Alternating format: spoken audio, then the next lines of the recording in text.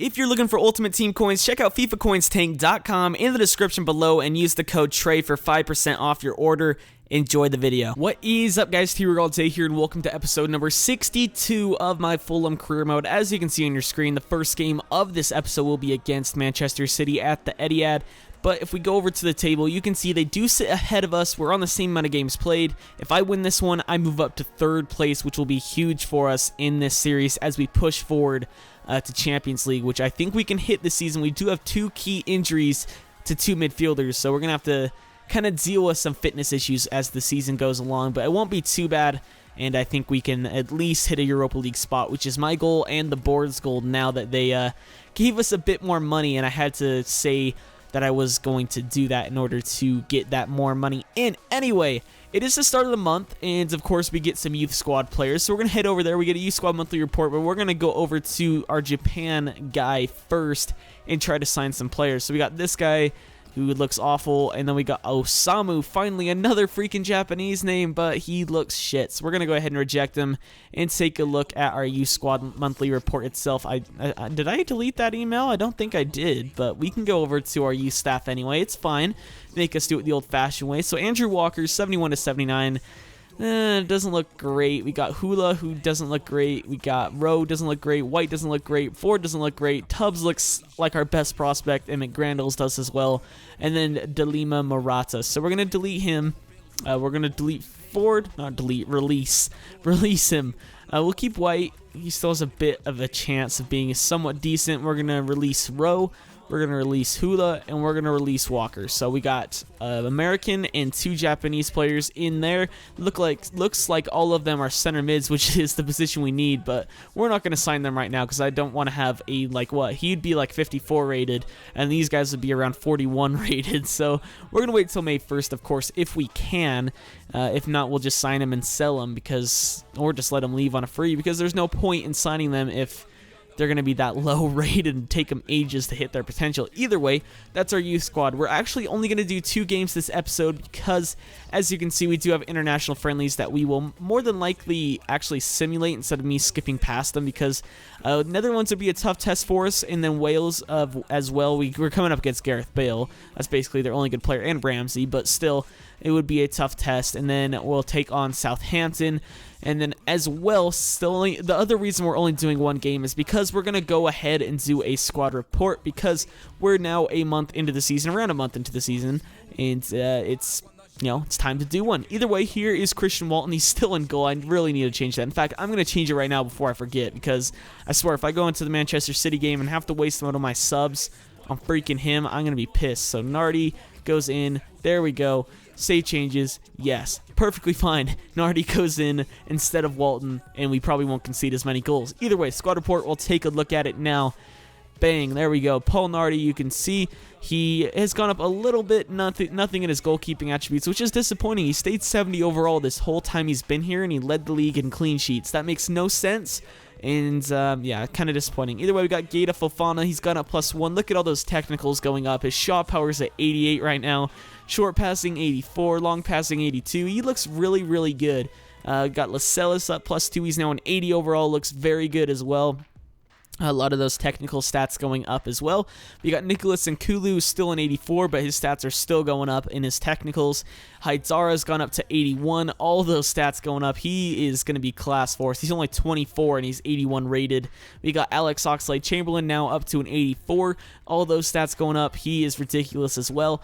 We got Mehdi Abid, who hasn't gone up yet. He's now 25 years of age instead of the 24 when we signed him, but he's still very, very good, and I'm glad we signed him. We got Jordan Veretout, who's now up to a 76 rated. Some stats going up only a little bit, but he looks very well rounded, as you can see. Only a few orange stats for jumping, marking, heading accuracy, and crossing. Crossing probably should be up a little bit more, but other than that, he's pretty well rounded. Not that many orange stats. A few reds, of course, but that's just goalkeeping. Who cares? We got Florian Thauvin. He's gone up a little bit as well, up to 82 overall, and some of his stats have gone up a little bit as well. We got Nathan Redmond, who hasn't gone up at all. I don't think he's on the transfer list. We'll try to take him off, but he's unhappy, even though he's been getting a lot of game time recently. Been pretty much a revelation to our squad, and he's gone up a little bit in his technicals. We got Paul George Entep now. He wasn't 83 when we signed him, but you can see all those stats going up for him. 85 shot power now, 79 short passing.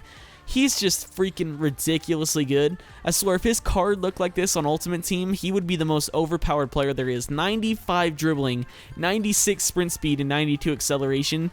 So freaking overpowered, it's ridiculous. We got Liam Moore up +1 to 78 overall. We got Sant Maximin up to 72 overall. A few of his stats going up, as you can see. We got Christian Walton gone up a little bit in his physicals. We got Berahino going up nothing. Josh Gatt up by nothing. We got Alcacer going up +1, even though he is yet to score a goal, as you can see. 3 appearances, 1 assist. Not a great start for him. He hasn't been that impressive for me. We got Henri Saive gone up a little bit in his technicals, but he's only played 2 games for us this season. Nothing at all in his overall. That rhymed. Giacomo Moro, he's gone down in his physicals, as you can see, because he is injured, and he'll be back in 5 weeks' time. We got Victor Santoso going up heavily. He's, of course, our scout feature star, and has potential to be special, as you can see by his status. We got Idriss Fleuryval, our 5-star skiller Frenchman. 1 assist now for us in the Capital One Cup. He got that to Ashley Westwood, which is cool because that's his first contribution to the club. First contribution goal-wise, that is. We got Liam Donnelly, nothing at all. It's perfectly fine. He's got the beard of dreams. He'll just stay here at the club. Perfectly fine. We got Fuka Masuaku, gone up a little bit in his mentals. Nothing at all anywhere else. Musa Dembele, nothing. We got Jack Grealish up +1. Finally, he's up to 70 overall. That's good to see. And he's got a few up in his mentals. We got Antonio Rudiger, he's gone up a lot now, 77 overall. He, of course, arrived for free. We got Ashley Westwood, who's injured. That's why his physicals are going down. Marcus Bettinelli's out on loan. He's gone up a little bit. We got Eric Palmer-Brown's gone up a little bit. He's out on loan as well. We got Camilo Dominguez, our other scout feature star, who, unfortunately, we couldn't keep him in the youth squad until May 1st, so he came out early, but he's now a 61 overall. Not too bad now. He was like, what, 54 when we signed him, so he's perfectly, he's doing all right now. We got Josh Graham, who's now on loan. Of course, he scored 2 goals for us in 1 game last season to help us get a win in one of those games, which was cool to see. We got Sean Terhorst now at 66 overall. That's impressive, and that is it. That is our full team. That took up a lot of time, so as you can see, that's the reason why we are only doing 2 games this episode, but they are 2 pretty big games, Manchester City and Southampton, this one being the bigger of the 2. Either way, let's kick on to the game. You probably already saw our starting 11, exactly the same as it's been the last few games because it has been playing very well. Either way, let's take a look at their side. Redmond, holy shit, that was close. I forgot to show their lineup. It's going across on the screen right now at the very bottom. I apologize. I always seem to do that. Holy fuck. Oh, Nardi, I love you. Seriously.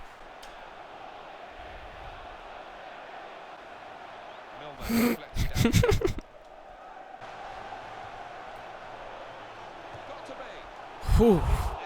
Halftime, interesting. The stats don't seem as bad as I thought they were going to be.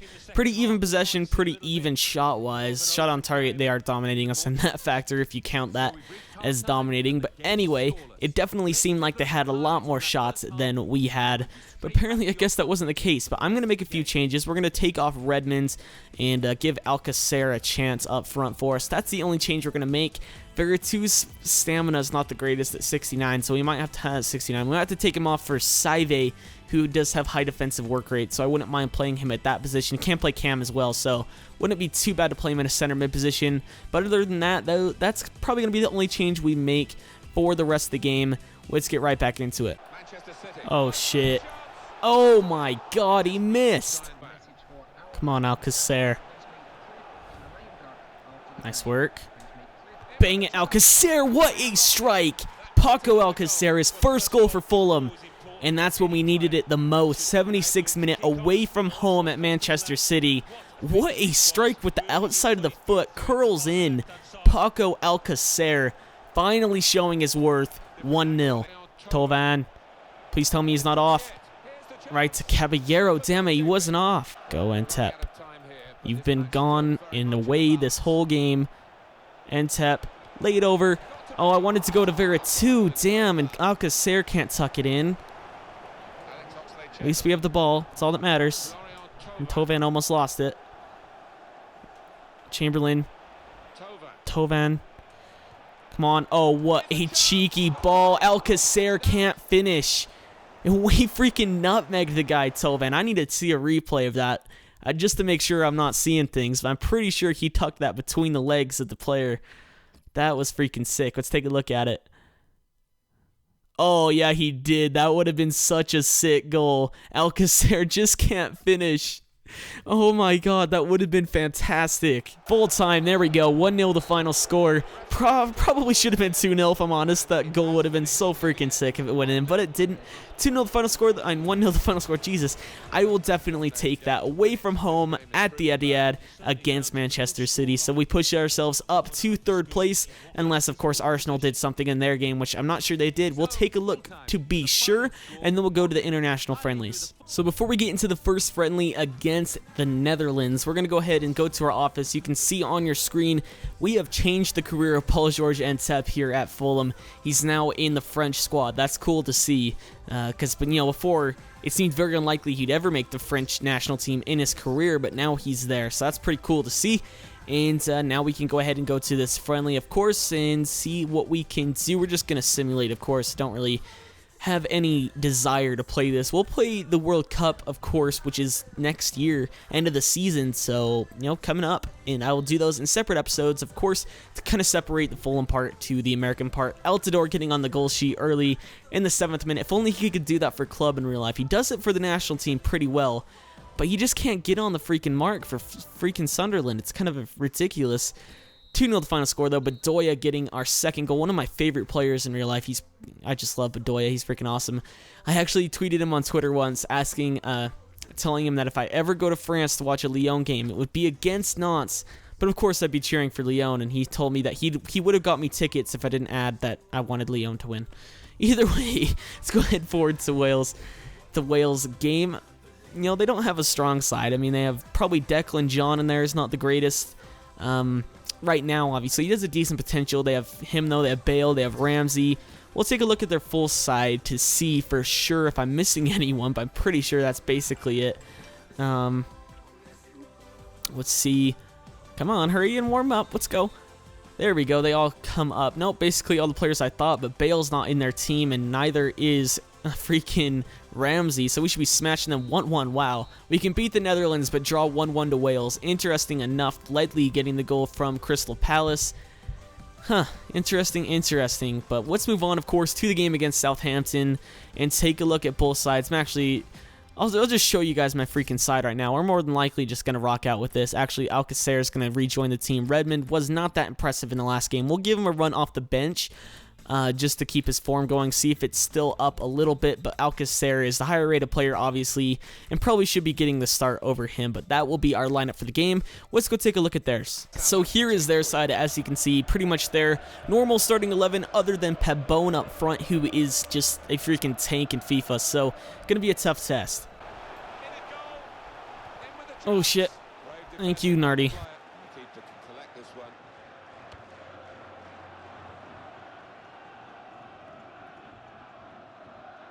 Let's go Ntep. Ntep, freaking blistering pace off the bar. Unlucky. Oh, come on, that's a pen. That's got to be at least a free kick. Got a corner, though. That's fine. We got a corner. Put it out. Fofana over. Get there. Vera 2 right to Forster. Well, you can see Oxlade-Chamberlain apparently got injured at the end of the half, so we're going to have to take him off. We'll bring on Saibe because, of course, he can kind of play there. So we'll put him on the left side, Vera 2 on the right side. That's really all the changes we're going to make. We might bring on Redmond at some point during the game, maybe Berahino, but that's it for now. 42 yards out. Let's try something fancy. Fofana! Oh, shit. That was actually really close. Oh, shit. Fuck. Nardi. Holy shit. I love you. Full time. 0-0 the final score. What a boring game. Really boring game. I guess you gotta have one of these every once in a while, but still. Would have liked something better. Very even stats, as you can see, so, probably should have ended as a draw, to be honest. Both teams really deserved a point out of that one, so I will take it. 0-0 the final score. I hope you guys enjoyed the episode, though, because this is the end of it. Either way, yeah, not really sure what else to say. So, yeah, my name's TRayALLDay, and I'll see you guys next time.